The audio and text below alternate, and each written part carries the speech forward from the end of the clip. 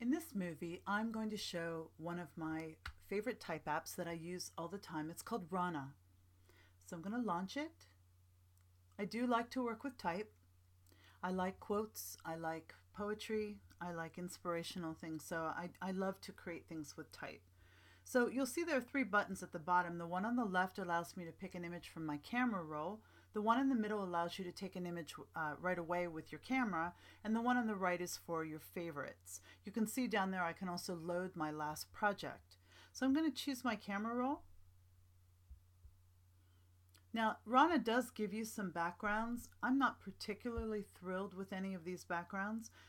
I might use one or two of them, but they're not the greatest. So every time they update the app, I do see they're adding some new ones. Those top six are new in the latest version.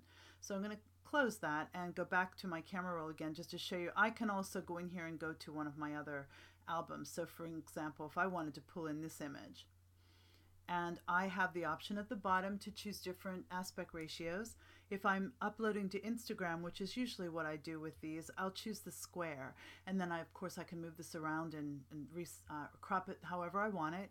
Click the crop button when I'm done, and now I'm ready to start. I have the option here of adding vector artwork, or I can add type, and then the button on the upper right allows me to do additional adjustments. So I'm going to start by showing you the type ones. Most of these are in-app purchases. I've lost track now of which ones actually came with the app and which ones I bought. They're not expensive, but I buy all of them because I love them. There are a lot of vintage pieces of art in here. For example, this vintage birds. I really like these. These are very old-fashioned and very me. I wouldn't use one on this, but you can get the idea. I just want to show you, if you grab this circle, you can resize them, you can rotate them, do whatever you want. I can go in here and delete this then. I can also choose, for example, I've used these paint dabs. So you can put one of these on, maybe not that one. I wouldn't use it on this particular image, but just as an example, if you wanted to put type and you didn't want to just put it right over top of the image, or if your image was really busy and you wanted something to break up, between the text and the busyness of the image, you can try one of these. And then if you click this little button in the upper right and go to transparency, you can cut back on the opacity of it and then put type over top of that.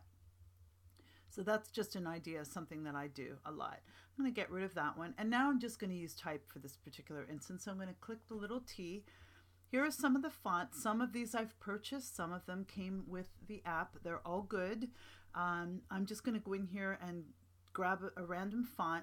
It says double tap to edit, so I double tap, and then I just happen to have a verse in memory, so I'm going to put it in here. This is a Sigmund Freud verse that I love. This app does not do the line breaks for you, so you kind of have to do them manually. So I'm going to try to go in here and do this while I'm talking. So, and of course I screwed it up.